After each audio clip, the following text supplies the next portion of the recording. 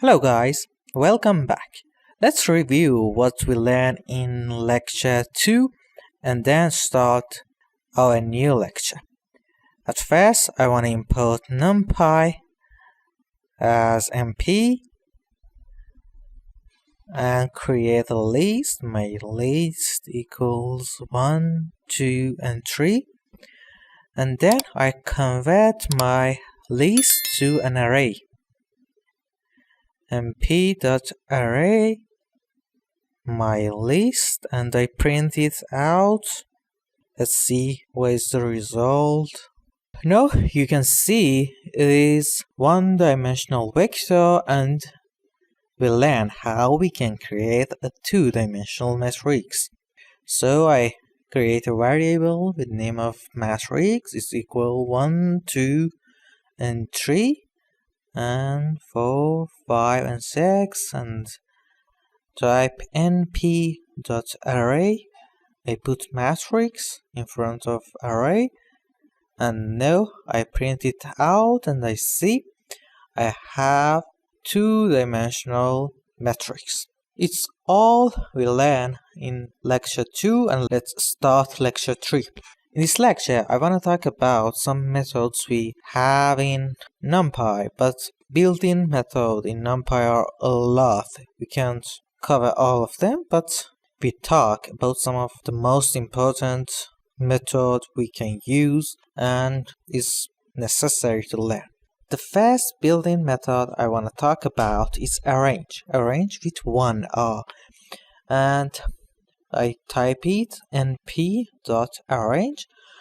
For this method, I can use two numbers. The first number, that is 0, and the second is 10.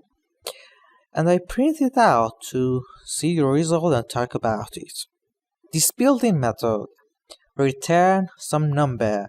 That this number started with number I put it first and ended with a number less than the second number.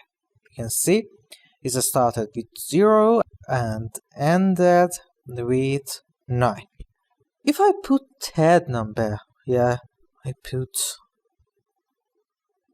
2. Let's type it np.arange.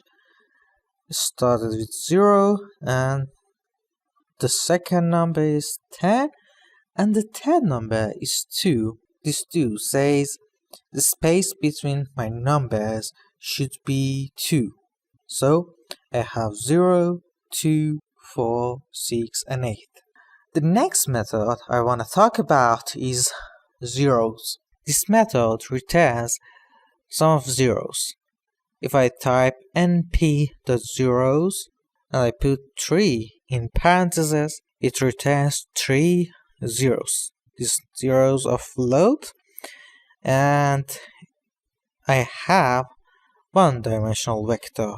If I want to create two-dimensional matrix, I type np.zeros and put 3 and 3. I can change each 4 and another numbers, but I type it 3. It returns 9 zeros, and all of these zeros are float.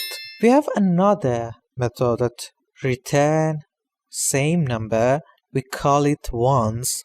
I type it np.ones and I put 5 in the parentheses, and it returns 5 ones. All of this number are float, and it returns an array. This vector, and if I want to create two-dimensional matrix, instead of 5 I put two number 4 and 4, and I print it out and see the result. And it's all we should learn about this tree method. But the built-in methods for numpy are a lot, and in next lecture we talk more about these built-in methods.